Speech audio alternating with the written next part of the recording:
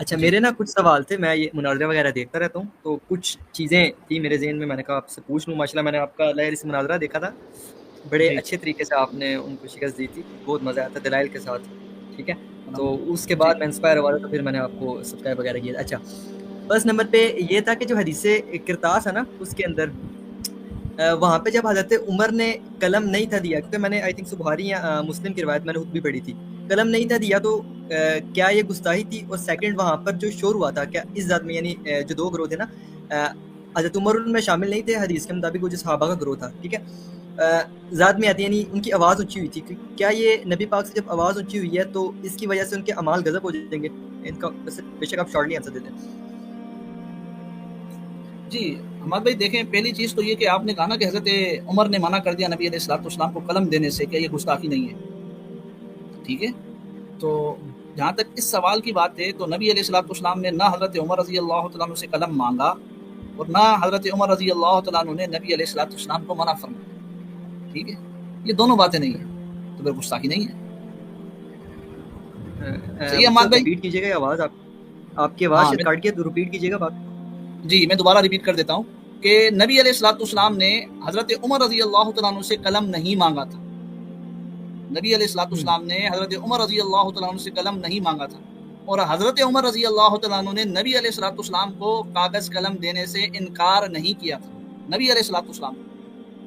ٹھیک ہے، جب دونوں باتیں نہیں ہیں تو گستاخی بھی نہیں ہے. سالڈ میرے ذہن میں تھا. اچھا ٹھیک ہے ہمارے بھائی؟ وہاں پہ جو جی جی زبردست، جو دوسرا میرا سیکنڈ پارٹ تھا وہ یہ تھا کہ وہاں پر جو میں نے خود بھی پڑھے تھے لفظ کہ جب دونوں گروہ کی آپس میں بحث ہوئی نا تو وہاں پر آواز اونچی ہو گئی تھی. تو وہ قرآن کی آیت، آپ کو پتہ ہے شیعہ کافی اس سے کرتے ہیں، قرآن کی آیت سے کہ اس سے ان کے اعمال حذف ہو گئے. تو اس کے بارے میں آپ کیا کہتے ہیں؟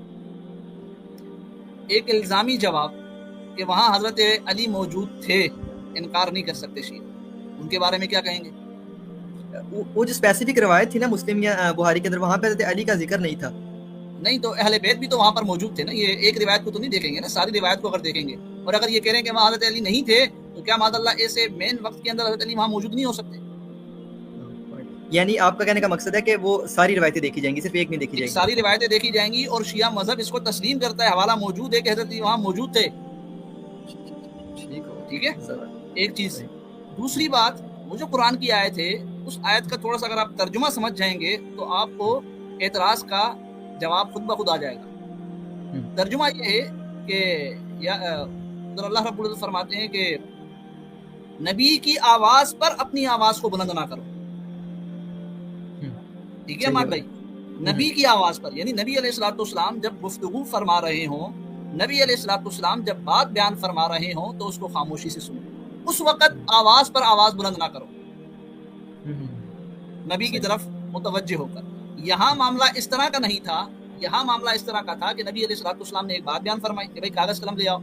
وہاں صحابہ کرام جب دیکھ رہے ہیں کہ آپ علیہ الصلوۃ والسلام ایک چیز مانگ رہے ہیں، اور بعض صحابہ دیکھ رہے ہیں کہ آپ بیماری کی شدت میں، شدت کے الفاظ موجود ہیں، تو جو صحابہ کہنا یہ چاہ رہے تھے کہ ابھی نہ دیں، تو وہ بھی آپ کی بیماری کو ملحوظ رکھتے ہوئے آپ سے محبت کے تقاضے میں یہ دیکھ رہے تھے کہ ابھی آپ علیہ الصلوۃ والسلام کو آرام کرنے دیا جائے.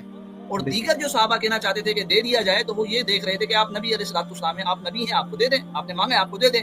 ٹھیک ہے، تو وہ بھی محبت کی بنا پر، وہ بھی محبت کی بنا پر، اس طرح ان کا آپس میں اختلاف ہوا. اور پھر حدیث کے اندر آتا ہے کہ انہوں نے پھر دوبارہ نبی سے پوچھا کہ اللہ کے رسول آپ نے کیا فرمایا کہ ہم آپ کو دیں؟ تو آپ علیہ السلام نے فرمایا کہ نہیں، رہنے دو، میں جس حالت پہ ہوں اس پر بہتر ہوں. اور پھر جو آپ کو وصیت لکھوانی تھی وہ آپ نے بیان بھی فرما دی تھی. ٹھیک ہے احمد بھائی؟ ٹھیک ہے زبردست.